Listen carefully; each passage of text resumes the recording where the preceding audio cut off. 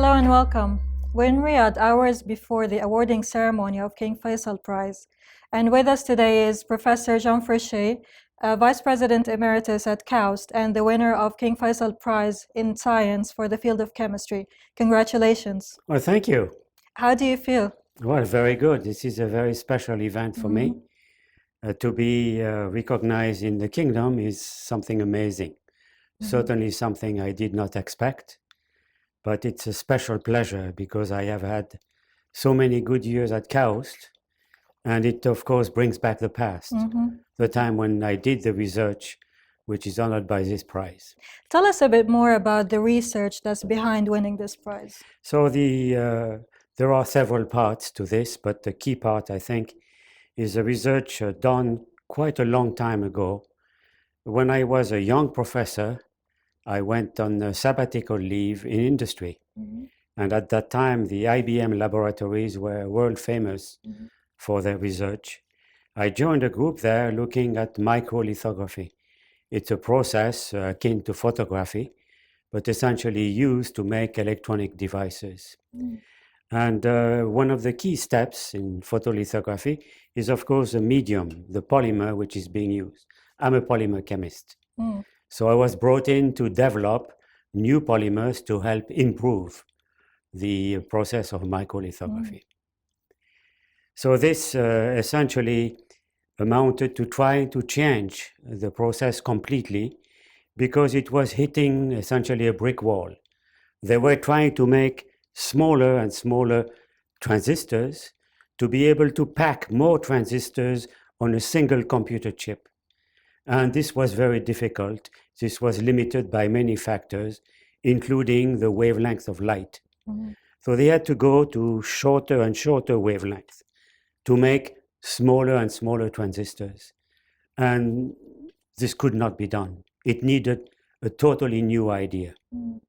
So this is when we came up with the idea of what we call chemical amplification, where what we do is we use the light more efficiently. Instead of having one photon of light do one chemical reaction, it did a chain reaction, 10 reactions, 20, 100 reactions, which meant that you use your light more efficiently, you could print more transistors on a chip. So this was a basic idea. Yeah, excellent. Exactly, it's more about the idea itself and yeah, no, I think the idea, I am very proud of the fact that this idea, which is now quite old, is still completely in use today. All the electronic devices, high caliber devices made today make use of this process to make the chips. And chips run the world. And you've been with KAUST for 9 years, since 2010. Yes. As Senior Vice President for Research, Innovation and Economic Development, and more recently, Vice President Emeritus. What does KAUST mean to you, and how does it feel to have this lifelong connection with KAUST? Well, first of all, KAUST for me was a transition. This is when I joined KAUST, when I felt that it was time to leave an academic position to younger people. Often people in the US stay too long. So you see these old professors and the young people can't find jobs. I thought it was important to move on. So I moved on to KAUST, sort of a completely new position, becoming an administrator of research rather than a researcher. And these were ideal times. KAUST was just starting. KAUST was building its faculty. KAUST was trying to implement new ideas. KAUST had a total international atmosphere, which is very, very attractive. And tell us more about how does it feel that you saw KAUST growing throughout the years? How has it changed since then? Well, the changes has been tremendous. It has been really growth. Just like a child grows and becomes better and better, learns more, KAUST learned more all the time and matured. KAUST has become quite mature. When I left a few months ago, actually in January this year, I think it was time for a transition, time for perhaps new people and new ideas. But I felt good about leaving because I think we had built something good. We, I mean, many people were Yeah, involved in yeah. this, of course. And it can feel good to leave when things are in good shape, rather than leave when things are in disarray. But you left, but you're never really gonna leave KAUST. It's, Well, I I think the mean, connection is the connection is very continuous. strong. Yeah. I feel at home if I am at KAUST. By the way, my wife too, and she misses KAUST. I think, It's a long time. yeah, 9 it's a years is a long long time. We have many friends. And then KAUST has an advantage. It's a small community. You make friends easily. You do not have problems of transportation, commuting, and so on. It's a very special environment. And then the campus itself is beautiful. Yeah, it is. And what are the challenges? What has been the challenges throughout the years? Well, the challenges have changed as we went along. Initially, of course, the challenge was making sure the university succeeded. I'm sure many people, after investing in KAUST, felt, oh, we can't afford to fail. We have to succeed. So people early on were worried about it. And we had a lot of sometimes unwanted supervision, maybe by some members of the board, maybe too much. But the baby grew, and the baby became quite an adult. So this has been a change slowly, but surely. And frankly, I think the university has become mature. The faculty has grown. We have gotten a lot of new faculty, perhaps more stars in the faculty. Also, the student population has grown. The number of postdocs has increased, the researchers, number of researchers. The core labs, a gem of KAUST, have become fully functional, better than probably any in the world. And how has KAUST contributed to the advancement of science and the economic development nationally, regionally, and internationally as well? So these are separate issues, I think. KAUST, it is hard to contribute to economic development when you are new. You have to first take care of your own business. So I would say that for the first 5 years, KAUST was internally focused, making sure that everything worked inside before going outside. So I think for 5 years, we were almost invisible in the Saudi scene, scientific scene, because we had to make sure our house was in order. And it's only much more recently that things have been working out well, and we could start to take care of other things outside. Economic development also is very difficult. Economic development is different from research. Research is the first stage, but translating research into something practical is very hard, and it takes a long time.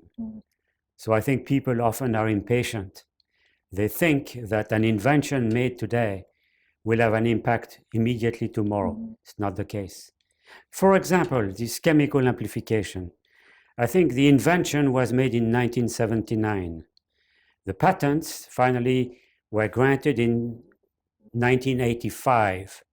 And it was not until 1990, 1992 that the process became industrialized. That's 13 years from the development. Yeah. Okay? And the development is very difficult. In many ways, research is easier than the next step. Why do you think so? Simply because research, you just have to demonstrate an idea. Development and making it practical is more difficult because there are many obstacles. How do you do it? Who is interested? Who will manufacture? Okay, making a tiny amount of something is easy. Making hundreds of tons of something is very hard. Okay, so I think many people do not realize that there is a gap, certainly in time, between research and practical development. And that's what KAUST is facing today. A lot of people are asking, so what have you produced? Well, we've produced a lot of gems, little things. They're coming along, but it takes time. Give them time. And what is the natural process? So is it that we have to accommodate research to fit into what's needed in the market, or vice versa? Well, it's a little bit both. I think if you say, do the research just to accommodate the market, you will fail. Okay? I think often research comes, research, if you will start by almost an accident. You're looking at something, then you notice something else. And often these are the gems of research. This is when something unexpected happens, and then you can develop it. So I think trying too hard to say, oh, we must do this for this target in economic development, this is very difficult to do. If it was not difficult, it would be done already. Okay, so we have to be very careful. Research, especially for an institution like KAUST, research, you cannot do always applied research. You must do fundamental research. People say blue sky research, meaning, oh, I'm just doing this because I'm curious to find out what happens. And often it is that research that will lead to big results. So it starts with the curiosity. Yes. So I think even though many people are pushing KAUST toward applied research, we can't forget fundamentals. Without fundamentals, you will not have anything. Absolutely. Okay. And KAUST attracts international scientists and students from all around the world. How do you think, how does that impact the research culture in the university? I think it's good. A key to successful research is the ability to blend ideas. And when you have people coming from all kinds of background, you blend ideas much more naturally.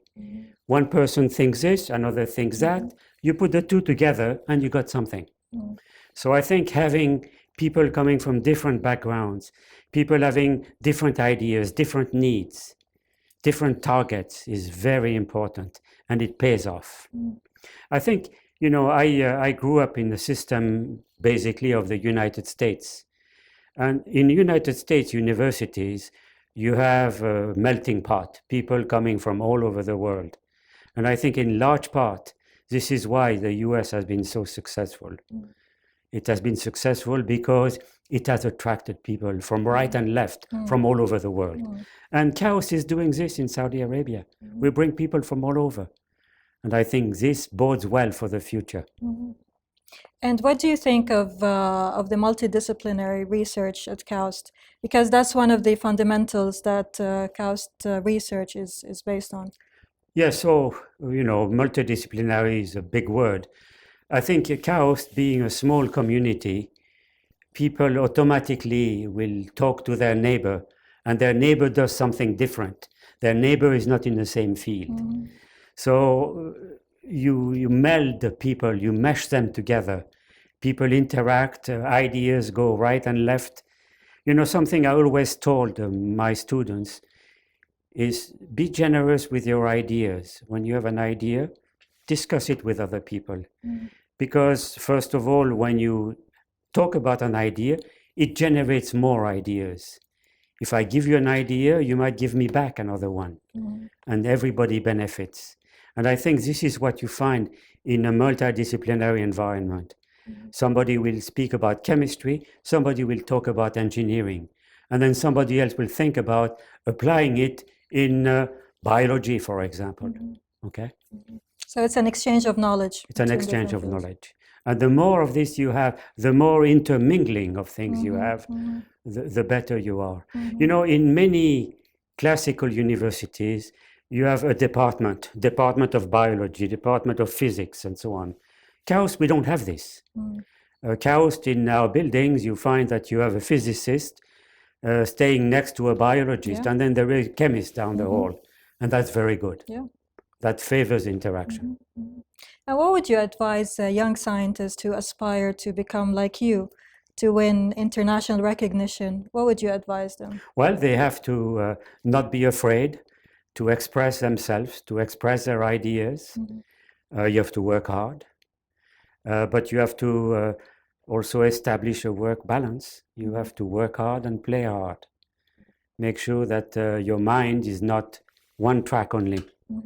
When you do other things, it's good for you. It's good for everybody. So I think certainly you can't substitute for hard work, but also you can't, you must be able to transfer your ideas, talk to people about different things. And you must avoid having only one track. You must be interested in other things. When I was young, I used to read a lot of scientific articles. Some were exactly what I did, but many were quite different, and they give you ideas. And I remember I used to read articles and write ideas that probably many of them I never used. But it's just a process of looking at something and saying, oh, I could use this to do something else. That's important. What inspired you as a scientist when, like, throughout your career, as you were studying, when you became like a well-renowned scientist? So, what you know, inspired you? in many ways, I was fairly lucky. I chose a field of science, polymer science, a field that was not very widespread in universities. It was mostly done in industry. And as such, from a very young age, I was solicited by industry to solve their problems. And when you are presented with a problem, you can find a solution. Often, we can't solve the problems of others because they don't tell us. If somebody explains to you, I have exactly this problem, then maybe you can solve it. So very early, I learned this thing, how to listen and how to transform what people asked into an idea. And that's maybe when you became interested in connecting science and research with the industry. Yes. I would say I have emphasized the importance of fundamentals, but I would say in much of my career, I was very interested in applied research. I have many, many patents on many, many different things because of all these issues, these problems that people presented to me. Okay, I have patents on making better glue. I have patents on making better tires for your cars. I have patents on making better photocopy machine and so on. Why? Because I learned about the problems and then could find a solution. And what's the research? I mean, you have a track record of research and IP. What is the research that you were most passionate about? Oh, I was always passionate about my research. My research evolved over the years. I would change what I did every few years, move into a new ground. In fact, I also moved from one university to another because I felt that a change is good. You suddenly have to again become the new kid on the block and show that you can do something. So I think, changing is good. Staying all the time in the same track is not very good. It's boring. You learn when you change. Yeah.